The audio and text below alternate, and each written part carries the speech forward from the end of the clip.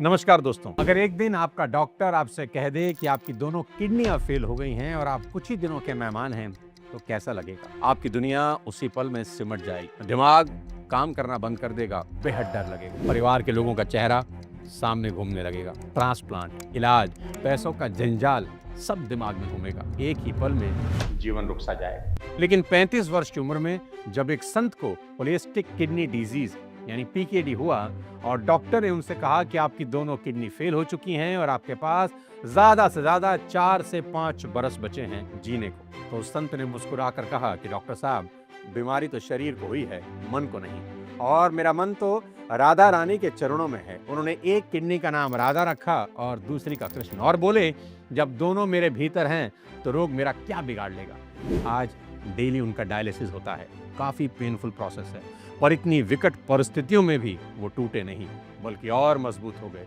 वो कहते हैं जब कष्ट भगवान का दिया हो तो वो भी प्रसाद बन जाता है।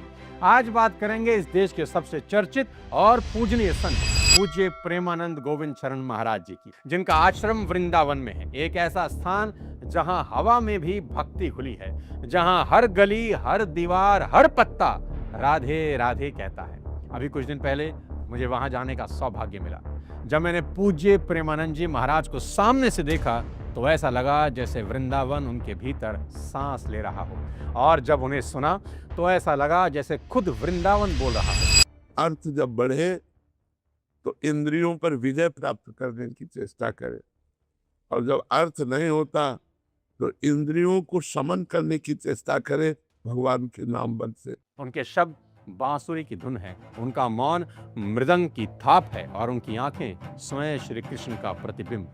मुझे जब उन्होंने देखा तो उनकी आंखों में माँ यशोदा जैसी करुणा थी, उनकी मुस्कान में राधा रानी जैसी शांति थी, और फिर उन्होंने मुझसे कहा कि आधुनिक प्रेरणा के साथ साथ आध्यात्मिक प्रेरणा भी जुड़ जाए तो संसार का उद्धार हो जाए। आधुनिक प्रेरणा के साथ साथ यदि आध्यात्मिक प्रेरणा जुड़ी हो, बहुत लाभदायक हो।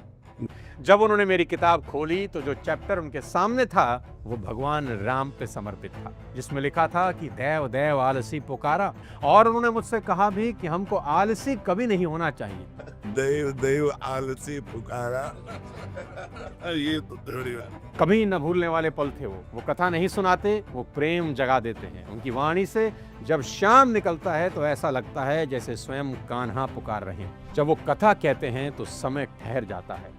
उनकी आवाज में करुणा होती है जो यशोदा के आंचल में थी, और वो प्रेम जो राधा रानी की आंखों में था। बड़े बड़े ज्ञानी, संत, कलाकार, सिद्ध, नेता सब उनके चरणों में बैठकर मौन हो जाते हैं, क्योंकि वहां कोई संत नहीं बैठा होता, वहां खुद प्रेम और आनंद का साक्षात रूप विराजता है, क्योंकि वो उपदेश नहीं देते, अनुभव बांटते हैं। तुलसी के पत्तों की सुगंध, मोरों का नृत्य, बांसुरी की धीमी धुन सब उनके आसपास ठहर जाते हैं। सोचिए, जिस व्यक्ति के नाम में ही प्रेम और आनंद हो वो कितना ईश्वरीय होगा। और सबसे कमाल की बात यह है कि महाराज सिर्फ स्पिरिचुअल नहीं, मॉडर्न भी हैं।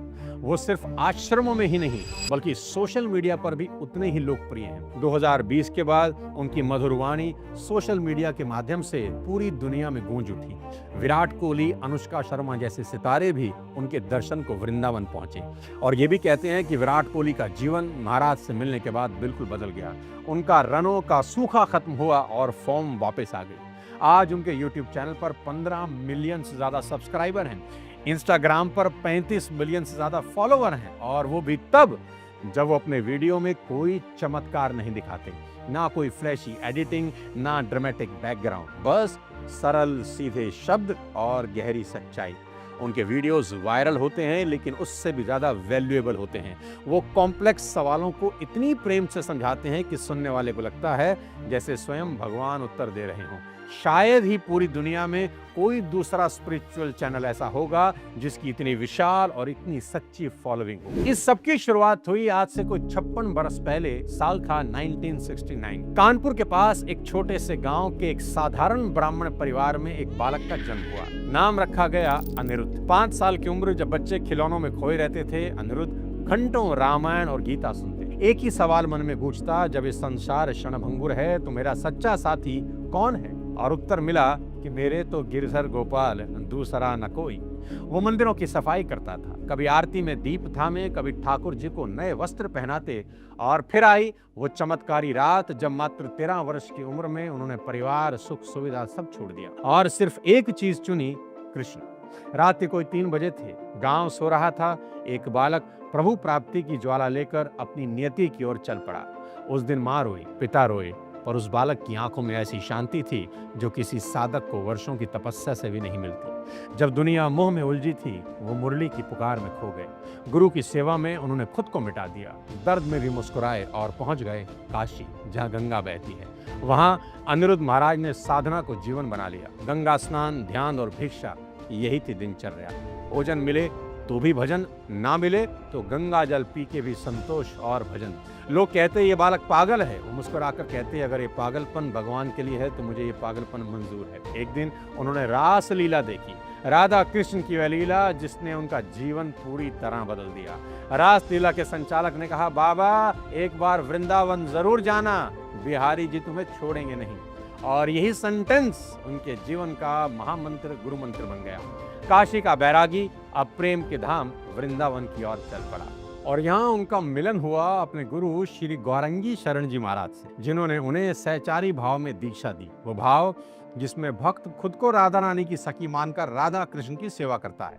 अब आश्रम में गुरु की सेवा शुरू हुई। सुबह से लेकर रात तक सेवा, कभी थाली धोना, कभी चरण पखारना। और एक दिन गुरु जी को भोजन नहीं मिला तो कहते हैं उन्होंने भी 3 दिन तक कुछ नहीं खाया। ये बोले कि अगर गुरु भूखे हैं तो मैं कैसे खाऊंगा। यह कोई साधारण तपस्या नहीं, यह प्रेम की पराकाष्ठा है। 10 बरस तक वहां उन्होंने गुरु सेवा की, वस्त्र धोए, कुटिया साफ करी, भोजन बनाया।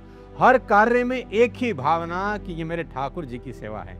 इन्हीं 10 वर्षों की तपस्या में अनिरुद्ध पिघलकर प्रेमानंद बन गए। अहंकार गया, आनंद प्रकट हुआ। जब किडनी फेल होने के बारे में पता लगा तो उन्होंने एक किडनी का नाम राधा रख लिया और दूसरी का कृष्ण, और बोले जब राधा कृष्ण दोनों ही भीतर हैं तो रोग मेरा क्या कर लेगा। कितनी गजब की सोच है।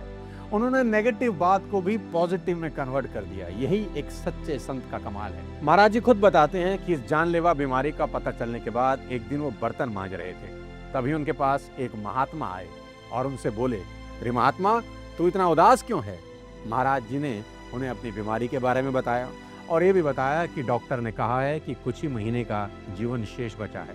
तो उस महात्मा ने मुस्कुराते हुए महाराज जी से कहा, तू फिक्र मत कर, तू 80 बरस तक जिएगा।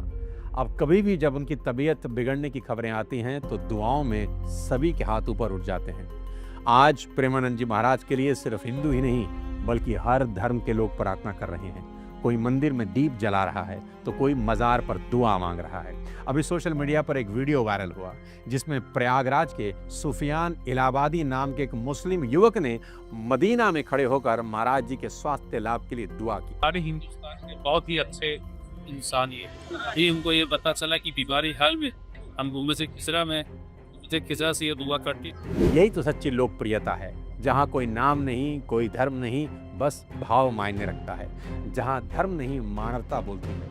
वीडियो के आखिरी भाग में जाते जाते प्रेमानंद जी महाराज जी के जीवन से वो 3 क्विक लर्निंग बताने जा रहा हूँ जो हमने अगर अपने जीवन में उतार ली तो जीवन सुधर जाएगा। अगर कुछ सीखा ही नहीं वीडियो से तो फिर फायदा ही क्या हुआ। सबसे पहली सीख, turn your wounds into wisdom, यानी दर्द को साधना बना लो और ईश्वर को जोर से पकड़ लो। जब शरीर जवाब दे गया तब भी महाराज जी ने कहा, मेरे भीतर राधा कृष्ण है, रोग क्या कर लेगा। उनका जीवन याद दिलाता है कि जब मन भगवान से जुड़ जाता है तो कोई बीमारी, कोई बाधा टिकती नहीं, तकलीफ नहीं देती। आज के यूथ के लिए मैसेज बिल्कुल साफ है कि फेलियर्स और सेटबैक्स अंत नहीं, ये ब्रेक थ्रू है, नई शुरुआत है। इसलिए किसी भी सिचुएशन से घबराना नहीं और उसका दामन छोड़ना नहीं है। महाराज जी के जीवन से दूसरी सीख, डिटैच टू डिस्कवर, यानी छोड़ो ताकि पा सको। 13 बरस की उम्र में घर छोड़ना पलायन नहीं था, वह जागरण था। त्याग ने उन्हें वैराग्य नहीं, स्पष्टता दी।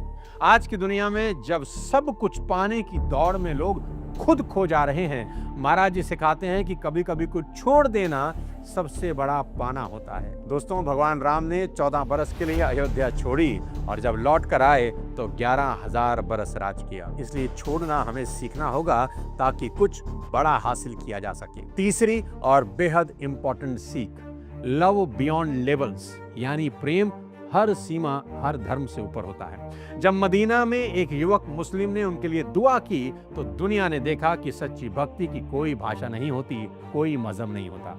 महाराज जी का आदर हर धर्म के लोग करते हैं। उनका जीवन बताता है जहां प्रेम है वही ईश्वर है, और प्रेम वही जो जोड़ता है, बांटता नहीं, लेकिन बांटने से और बढ़ता है। प्रेमानंद जी महाराज सिर्फ एक साधु नहीं, एक सेतु है जो इंसान को इंसान से और आत्मा को परमात्मा से जोड़ते हैं। वो दिखाते हैं कि श्रद्धा तब असली बनती है जब इंसान पीड़ा में भी मुस्कुरा सके। आज भी जब वो वृंदावन की गलियों में सुबह नंगे पांव परिक्रमा करते हैं ना, तो हवा राधा नाम से महक उठती है। उनका हर कदम जैसे कहता है कि संसार को मत बदलो, खुद को बदलो। वो बताते हैं कि सच्चा प्रेम दर्द नहीं देता, दिशा देता है, और जिसने राधा रानी की शरण पा ली उसका हर आंसू भी आशीर्वाद बन जाता है। ईश्वर प्रेमानंद जी महाराज को स्वास्थ्य लाभ दे ताकि वो इसी तरह पूरे संसार का मार्गदर्शन करते रहें। दोस्तों, ये वीडियो महाराज जी के हर चाहने वालों को जरूर भेज दें और अपने सभी साथियों को भेज दें ताकि वो सीख सकें कि जीवन को कैसे जीना चाहिए। अगली किसी और शानदार वीडियो के साथ जल्द आपसे मुलाकात करता हूं। तब तक अपने स्वास्थ्य का ध्यान रखिए।